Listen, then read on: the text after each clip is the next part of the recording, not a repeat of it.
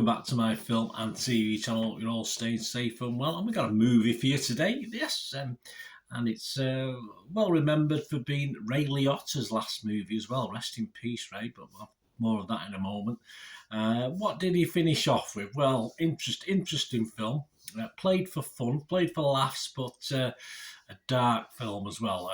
Comedy horror, I think we call it, and yeah, there can never be too many comedy horrors knocking around, so I look forward to watching this. We're going to have a look at something called Cocaine Bear. Please, if you are new to the channel, push that subscribe button, push the bell notifications. It'd be great to have you on board.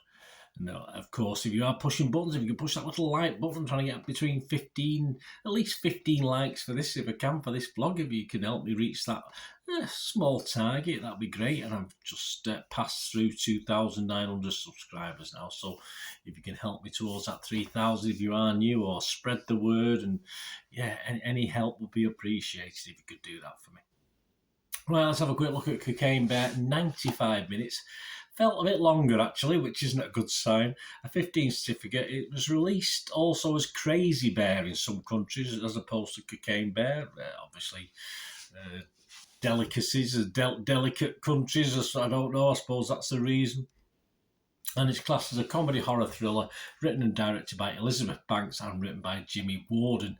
Loosely inspired, of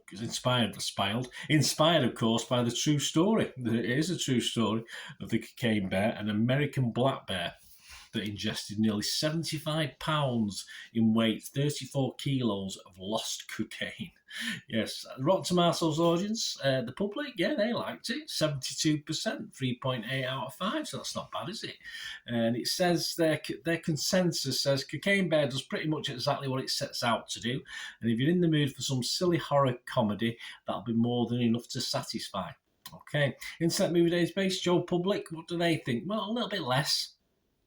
6.2 out of 10. That's a hell of a lot of reviews and scores, though. 27,400. So that's not bad. That's not bad.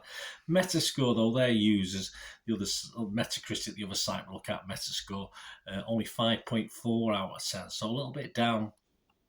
As I said, the film is dedicated to Ray Liotta's final completed film role before his passing on May the 26th, 2022. Liotta died a week after he came to re-record some lines in post-production. Elizabeth Banks said that Liotta praised the look of the bear once he got a look at it. Yeah, it was all right. Sometimes it worked, sometimes it didn't. Theatrically released on February the 24th, 2023. I'm recording this on the 18th of March, 2023, so all these scores and comments are at that day. The cast includes, as well as Ray Liotta, Ken Russell, O'Shea Jackson Jr., Alden Ehrenreich, Christian Convery, Brooklyn Prince, Isaiah Whitlock Jr., Margot Martindale, and a few others as well, but they're the main guys. And it's about, well, we know it's inspired by a true story. It was a 1985 true story of a drug runner's plane crash, missing cocaine, and the black bear that ate it. This wild, dark comedy, their words not mine, finds an oddball group of cops, criminals, tourists and teens converging in a Georgia forest where a 500-pound apex predator has ingested a staggering amount of cocaine and gone on a coke-fueled rampage for more bloat and blood.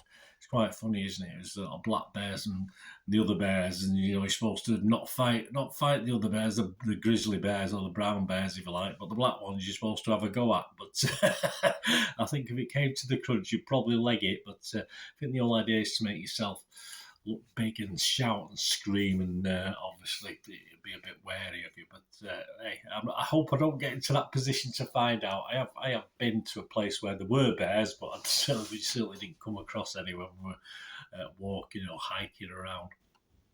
What about the critics? What are they thinking? Well, Rotten Tomatoes quite like it, like the users. 68% of their 276 critics were positive about it, an average rating of 6.1 out of 10. 188 fresh and 88 rotten. Kevin Mayer from the Times here in the UK said, Elizabeth Banks takes this real-life curio and slams it up against the killer animal genre with mostly pleasing results. So we liked it. Wendy Hyde from The Observer here in the UK. It may not be Grizzly Man meets Scarface, but it leaves snakes on a plane standing on a runway. I like snakes on a plane. I personally thought this was not as good as snakes on a plane. So, yeah, but me and Wendy don't always see eye to eye. Ian Freer, though, he's from Empire magazine, he wasn't overly impressed. He said, it's a great premise, it is, but overpopulated by dull characters. It is, yes, and a flat feel. Cocaine Bear is sadly a party animal that never gets started, not quite a Coke Zero, but close. Horrible stuff, horrible stuff. The consensus of the website: so, despite Cocaine Bear's half-baked plot and uneven acting, the titular fur fiend's scene-snorting frenzy will give B-movie enthusiasts a contact high. Yes, it is what it is, although it wasn't overly cheap. I think it cost about almost $40 million to make it. Metacritic, the other critic site we'll look at, they, as I said, they got a bit of a downer. 54 out of 100 based on 58 critics. 26 positive. 22 mixed. Yes, I'm more mixed on this. Rotten Tomatoes, I'm probably fresh. So that sort of tells you what my feelings are. And 10 negative, from Metacritic. And it scored anywhere between 0 out of 100, which is a bit harsh, and 91 out of 100, which is a bit the other way. Observer's Oliver Jones gave it 38 out of 100 and said the extent to which the film fails to deliver on the B-movie promise for its title is staggering. Yes, I have to agree. And given the high-quality cast and craftspeople stooping to concur on behalf of the film's higher wire and harebrained premise, it is borderline tragic. Yes, I wouldn't go as far as that, but I can totally understand what Oliver's saying there. Film's Chris Evangelista gave it 60 and said, I'm all for rampaging animal movies, aren't we all? I'm all for ultra silliness, yes. I'm all for lots of gore, don't mind. But after a while, the repetitive nature of Cocaine Bear began to wear me down and the humour started to fall flat. Absolutely, I'd have to echo that. I'm not going to spout loads of different words to what you've heard there. I have to echo that sentiment from Chris there. From film. My score, and this is mainly because of Ray Liotta, and there were bits I liked, but I'm going to give this a 5.5 out of 10, which is my okay, but not, my watchable score 6, but this just falls a little flat at parts. It would have been nice, of course, for Ray Liotta's final movie that we registered to be something special, but at least he is one of the best things in it. I quite like Ray Liotta's role. It could have been better. Like a lot of the characters in this, it was a bit wishy-washy at times. It could have all been better. It's a daft idea, of course it is, but it could have been a nice addition to the comedy horror market, but they've just fallen a little bit short with this. I mean, they knew the links to the true story would be very tenuous, to say the least. Of course it would be, just to make. So they had a little bit of leeway there to have a bit of fun with this, but unfortunately it just doesn't get quite silly enough. And the characters are quite shallow and pretty uninteresting to actually invest in any of them.